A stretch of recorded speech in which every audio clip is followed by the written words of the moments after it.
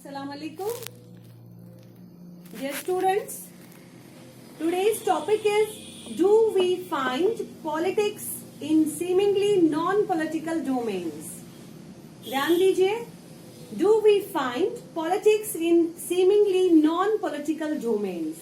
क्योंकि हम political theory पढ़ रहे हैं, इसमें हमने जो पिछली बार डिस्कस किया वो पॉलिटिक्स के बारे में हमने डिस्कस किया और उसके साथ ही मैंने पॉलिटिक्स का स्कोप भी आपको बताया था। इनफैक्ट मैंने ये कहा था कि हमारी डे टू डे लाइफ में, हमारे सराउंडिंग्स में, हमारे हर जगह जहां कहीं पे भी आप जाना चाहते हैं या जहां कहीं पे भी आप जाएंगे, चाहे आप चर्च में जाए, चाहे मस्जिदों में जाए, चाहे बाजारों में जाए, चाहे आप जहां पे काम करते हो वहां जाए या आपके घरों में, हर जगह पॉलिटिक्स का दखल पाएंगे, हर जगह आप पॉलिटिक्स को पाएंगे। तो इसी तरह से जो आज का टॉपिक है वो यही है कि क्या पॉलिटिक्स का दखल हमारी नॉन पॉलिटिकल डोमेन्स में भी है, हमारी नॉन पॉलिटिकल लाइफ जो है, क्योंकि जब हम पढ़ते politics deals with state, government, power, authority. साथ साथ में मैंने ये भी कहा था कि the art of the government is also known as politics, the tactics of politicians, the policy of government, that is also known as politics. तो पॉलिटिक्स यहाँ पे जब हम देखते हैं वो डील करती है स्टेट, गवर्नमेंट। तो हमारे यहाँ खाली हमारी स्टेट या हमारी गवर्नमेंट जो है वही एक एस्पेक्ट हमारी लाइफ में नहीं है, हमारी लाइफ में और भी बहुत सारी नॉन पॉलिटिकल डोमेन्स है। चाहे आपकी मैरिड लाइफ हो, चाहे आपकी एजुकेशन हो, चाहे जो भी बाकी मामलात है, चाहे आपका एनवायरनमेंट हो, तो क्या उन चीजों में भी पॉलिटिक्स का कोई दखल है या नहीं है। तो आगे हम पढ़ेंगे the argument that we find politics in seemingly non political domains can be justified on the following grounds. क्योंकि यहाँ प्रूव किया गया है, नीचे कुछ यहाँ रीजंस दिए गए हैं, उसमें प्रूव किया गया है कि पॉलिटिक्स जो है उसका दखल हमारी जिंदगी के हर पहलू में है, हमारी जिंदगी के हर एस्पेक्ट में पॉलिटिक्स का दखल है। सबसे पहले political interference in domestic life. सबसे पहले हम अपनी घरेलू जिंदगी को ले लेते हैं। देखिए, जब हम घर शुरू करते हैं, अपनी डोमेस्टिक लाइफ, घरेलू जिंदगी शुरू करते हैं, उसमें भी पॉलिटिक्स का दखल है। आप देखिए, चाहे शादी की बात हो, शादी के लिए मैरिज एक्ट्स बनाए गए हैं, किसी से डिवोर्स मांगना है, शादी किस तरह से करनी है, उसके लिए कौन सी चीजें जरूरी है, इसी तरह से डिवोर्स किसी को चाहिए, उसके लिए क्या क्या होना चाहिए और किस बुनियाद पे डिवोर्स मिल सकता है।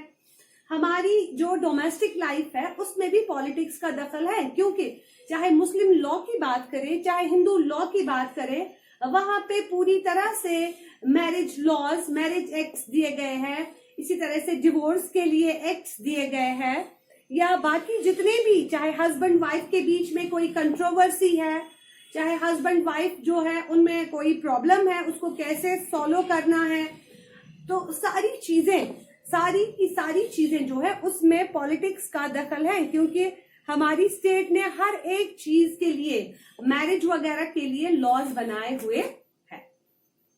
Then after there is a right to education. अब अभी मैंने बताया कि हमारी घरेलू जिंदगी में पॉलिटिक्स का पूरा असर है, पूरी तरह से। अभी रिसेंटली हमारे यहाँ ट्रिपल तलाक की बात चली, तो किस तरह से एक शख्स तलाक दे सकता है एक औरत को, किस बुनियाद पे दे सकता है, ये देखिए, तो पॉलिटिक्स की इंटरफेरेंस ही है जो कि हमारी डोमेस्टिक लाइफ में भी असर जिसका पड़ रहा है। उसके साथ राइट टू एजुकेशन, हमारी घरेलू जिंदगी के बाद हमारी एजुकेशन का मामला है। पहले से ही हर एक स्टेट जो है उन्होंने राइट टू एजुकेशन दिया होगा, जो भी डेमोक्रेटिक स्टेट है। In fact all the democratic states they have given the right to education to their children in their very particular, in their respective states. So right to education, if we talk about our own country, India, right to education was mentioned in Directive Principles of State Policy. It was Article 45. वहां पे लिखा गया था, the children who belong to 6 to 14 years, state should give right to education to all the children without any discrimination. और उसके बाद under 86th amendment act 2002 में इसको ज्यादा स्ट्रॉन्ग बनाया गया in 2002 under 86th Amendment Act, this make right to education a fundamental right. इस right to education को क्या बनाया गया? फंडामेंटल राइट बनाया गया, बुनियादी हक बनाया गया। यहाँ देखिए, राइट टू एजुकेशन किसने बनाया? हमारी सरकार ने बनाया, हमारी गवर्नमेंट ने बनाया। और गवर्नमेंट डील किससे करती है? गवर्नमेंट की जो पॉलिसीज होती है, गवर्नमेंट के जितने भी लॉज होते हैं या पॉलिसीज जो होती है, टैक्टिक्स जो होते हैं, that is politics. That is politics. सरकार ने बनाया कि नहीं, हमें राइट टू एजुकेशन जो है इसको फंडामेंटल राइट बनाना, और बनाया गया। तो इसका मतलब है एजुकेशन में भी पूरी तरह से दखल हमारी किसका है? पॉलिटिक्स का है। Then after right to basic living, right to basic living हमारे यहाँ directive principles of state policy में लिखा गया है। हिंदुस्तान की जब हम बात करेंगे कि हमें यहाँ पे क्या करना चाहिए, state should provide basic needs to all the people, there should be equal pay for equal work. यहाँ कोई डिस्क्रिमिनेशन नहीं है, चाहे औरत है चाहे मर्द है, जब वो काम बराबर कर रहे हैं उनको साथ में बराबर सैलरी भी देनी है, या सिकनेस बेनिफिट्स दिए गए हैं। जो भी एम्प्लॉइज है उनको सिकनेस बेनिफिट्स दिए गए हैं। जब हम औरतों की बात करते हैं, मैटरनिटी लीव दी गई है, 6.5 महीने तनख्वाह बराबर मिल रही है, या बाकी जितने भी और भी बहुत सारे सिकनेस बेनिफिट्स है, या कहीं चोट किसी को आई उसमें अलग से उनको बेनिफिट मिल रहा है, उनको अलग से उसके लिए अलाउंसेस मिल रहे हैं। तो सरकार कोशिश कर रही है कि लोगों की बुनियादी जरूरतों को पूरा किया जाए, उनको हर किस्म की सहूलियत मैसर हो, उसके लिए वो लॉज बना रही है। Then there is property right for education for women, property right for women. जब हम मुस्लिम लॉ की बात करेंगे तो यहाँ पे भी जो औरतें हैं उनको भी हक दिया गया है, बाप की प्रॉपर्टी में उनको भी हिस्सा मिलता है।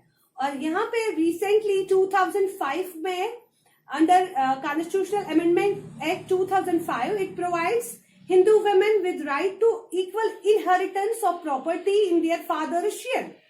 हिंदू लड़कियों को, हिंदू औरतों को उनके बाप की प्रॉपर्टी में इक्वल शेयर मिलेगा। जिस तरह से बेटे को हक बनता है प्रॉपर्टी का, जिस तरह से उसको शेयर मिल रहा है, अगर 50 पर 2 बच्चे हैं 50% लड़के को मिलेगा, इसी तरह से 50% लड़की को मिलेगा। यानी यहाँ पे पॉलिटिक्स का दखल देखिए, पॉलिटिक्स का दखल हमारी घरेलू जिंदगी, एजुकेशन या हमारी बाकी चीजों में ही नहीं है, बल्कि पॉलिटिक्स की वजह से ही आज औरत को इतना एम्पावर किया गया है कि उसको बाप की विरासत में बराबर हिस्सा मिल रहा है। Then there is defence of weaker section. अब देखिए, वीकर सेक्शंस की हम बात करेंगे। जब हम इंटरनेशनली देखेंगे, ग्लोबली देखेंगे, तो बहुत सारे ऐसे तबके थे who were deprived of their rights since centuries. If we take the example of this South Africa, in South Africa, blacks were, ruthlessly, mercilessly, they were exploited by white people. Yeah, if we have a look upon the history of USA, तो वहां पे जो blacks थे, they were also deprived of their rights. और if we have a look upon own country in India, यहाँ पे क्या था? शूद्रास और दलित्स और lower caste people, they were known as untouchables. They were not having a right to touch the temple, to touch the well. In fact, they were not given any type of rights. तो इस तरह से ये जो weaker sections थे, जब हम globally देखेंगे, मैंने अभी बात की, अमेरिका में जो ब्लैक्स थे उनके साथ बहुत ज्यादा जुल्म हो रहा था, उन्हें किसी किस्म का हक वहां पे नहीं मिल रहा था, उन्हें इक्वल कंसिडर नहीं किया जा रहा था। आज देखिए, हम अमेरिकन हिस्ट्री में देख रहे हैं कि अमेरिकन सेनेट में या अमेरिकन जो कांग्रेस है, क्योंकि वहां पे पार्लियामेंट को कांग्रेस कहा जाता है, वहां पे रिप्रेजेंटेटिव्स ब्लैक्स में है। किन में है? ब्लैक्स में है, क्योंकि वहां अब डेमोक्रेसी है और वहां जो ये डिप्राइवेशन ऑफ राइट्स थी ये खत्म हो चुकी है। अब जो ब्लैक्स है उनके पास now they are having big portfolios, Condoleezza Rice, secretary of senate. तो इस तरह से साउथ अफ्रीका की जब हम बात करेंगे, नेल्सन मंडेला ने एक बड़ी शुरुआत की और वहां खात्मा किया अपार्थाइड का, ब्लैक्स व्हाइट्स के बीच में जो ये जो ब्लैक रेस को इंफीरियर कंसिडर किया जा रहा था, फिर तो ब्लैक रेस को राइट्स पहले नहीं दिए जा रहे थे, फिर ब्लैक्स में ही president of South Africa choose किया गया, नेल्सन मंडेला पहला जो वहां पे ब्लैक्स में था, तो वहां पे भी खात्मा हुआ ये जो रेसिज्म था। उसके बाद हिंदुस्तान की बात करेंगे, under article 17 of Indian constitution untouchability has been banned in India, this practice has been banned, इस पर पाबंदी लगाई गई। जहां पे भी ये प्रैक्टिस चल रही है वहां पे उनको कल्प्रिट्स को सजा मिलेगी, और इस तरह से now they are getting presently equal rights, equal liberty, they all are equal in front of law, they are getting equal opportunities। इतना ही नहीं बल्कि यहाँ पे हिंदुस्तान में SCs, STs या OBCs जो भी हैं उनको स्पेशल राइट्स भी मिल रहे हैं। तो इस तरह से पॉलिटिक्स की वजह से ही ये जो प्रॉब्लम्स थी इनका खात्मा हुआ।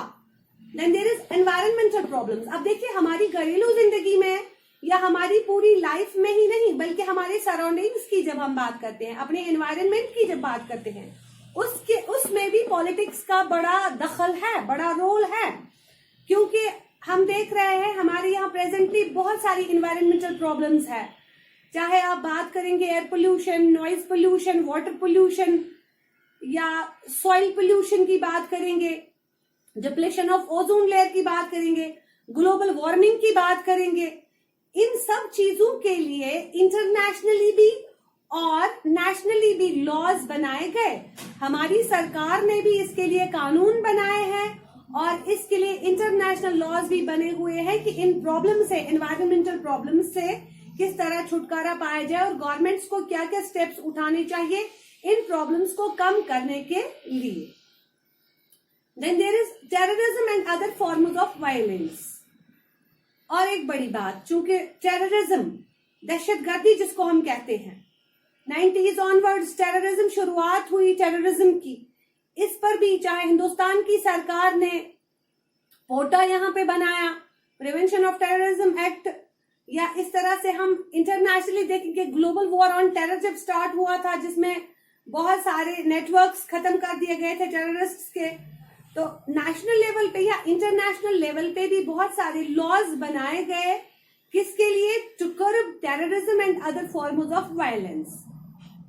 चाहे टेररिज्म हो या दूसरे जितने भी वायलेंस के फॉर्म्स हैं, इंसर्जेंसी की बात करेंगे, घुसपैठ, एक मुल्क दूसरे मुल्क में कुछ लोगों को भेजता है चोरी छुपे वहां दहशतगर्दी के लिए, ये सारी चीजें जितनी भी हैं उसके लिए भी पॉलिटिक्स ने लॉज बनाए हैं और लोगों को डराया धमकाया है कि अगर वो इन मामलात में पड़ेंगे, इन कामों में पड़ेंगे तो उनके साथ सख्ती से निपटा जाएगा, चाहे नेशनल लेवल पे हो चाहे इंटरनेशनल लेवल पे हो।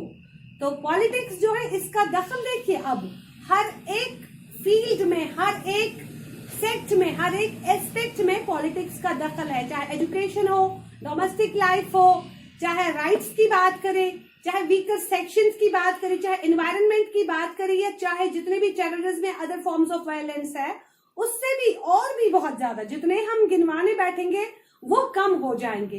इनफैक्ट मैंने पहले ही कहा है कि पॉलिटिक्स का दखल हर जगह, हर लम्हा और हर जगह आप पाएंगे।